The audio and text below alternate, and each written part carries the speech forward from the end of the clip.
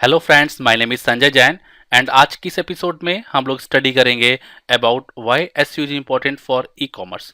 तो सबसे पहले हम स्टडी करेंगे ई कॉमर्स क्या होता है, modes of e commerce, SEO for e commerce और importance of SEO is important for e commerce, ऐसा क्यों है।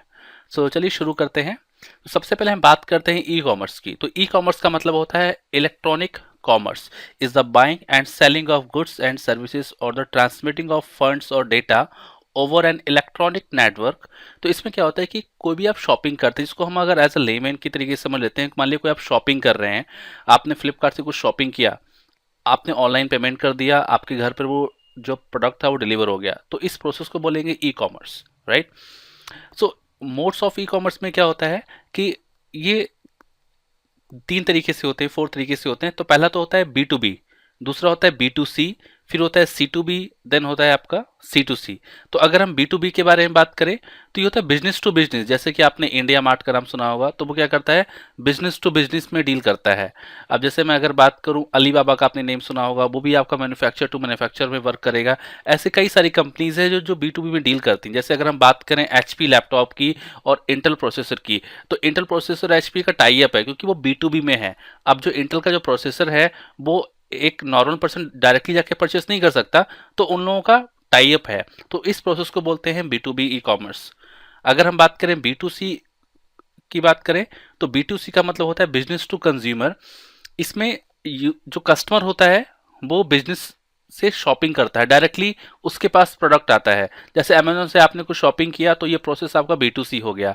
फ्लिपकार्ट से आपने कुछ परचेस किया तो डायरेक्टली आपका बिजनेस टू कंज्यूमर में चला गया। अब हम बात करते हैं कंज्यूमर टू बिजनेस की। तो ऐसे कई सारे वेबसाइट हैं, कंपनीज हैं जो कि ये डील करती हैं। So on the face of it C to B e commerce seems lopsided but online commerce has empowered consumer to organise requirement that business fulfil. तो मतलब क्या है कि कुछ टाइम पहले सी टू बी पॉपुलर था, लेकिन आज के टाइम में इतना नहीं है। लेकिन अगर हम बात करें सी टू सी की, कंज्यूमर टू कंज्यूमर, तो कंज्यूमर टू कंज्यूमर में क्या है कि जैसे कि आपने ओलेक्स का नेम सुना है, क्यूकर का नेम सुना है, आपके पास कोई पुराना फोन होता है, आप उसको बेचना चाहते हैं, तो आपने ओलेक्स पे अपडेट कर दिया और दूसरे कस्टमर ने उसको परचेस कर लिया, तो डील होती है वो कस्टमर के बीच में ही होती है। तो इस प्रोसेस को हम बोलते हैं सी टू सी। इसी तरीके से अगर आप देखेंगे कि जो ईबे है वो भी उसी तरीके से एक वर्क करता है। तो अगर हम बात करें why SEO is important for e commerce, तो एस यू क्यों इम्पोर्टेंट है, मतलब एस यू का एक बहुत ही बड़ा रोल है ई कॉमर्स वेबसाइट के लिए, मार्केटिंग के लिए। तो सबसे पहला तो है S U is critical for helping customers find you. कि जैसे मान लीजिए किसी यूजर ने गूगल में टाइप किया कि शूज शॉपिंग्स इन दिल्ली। हम एक काम करते हैं, गूगल में हमने यहाँ पे टाइप किया शूज शॉपिंग इन दिल्ली। अब देखिए यहाँ पे कई सारा रिजल्ट आ जाएगा।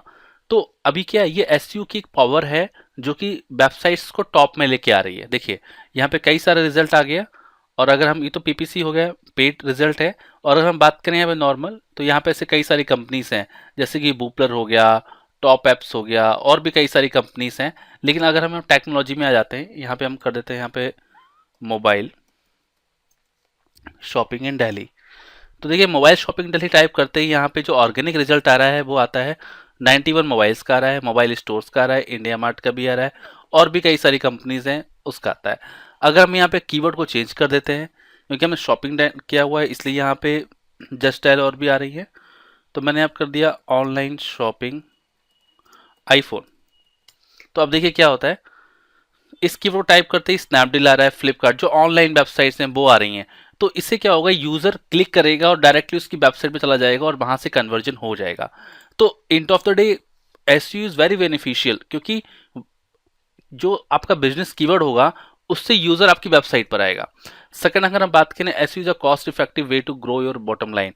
इतना कॉस्ट आपको पे नहीं करना पड़ता है एसईओ में, आपको बहुत ही, आप जो पैकेज शुरू होता है एसईओ का वो 10,000 से लेके 50,000 तक का होता है। तो आपके जो कीवर्ड्स होते हैं वो डिपेंड करते हैं कितने कीवर्ड्स हैं, आप उससे ऑप्टिमाइज कर सकते हैं।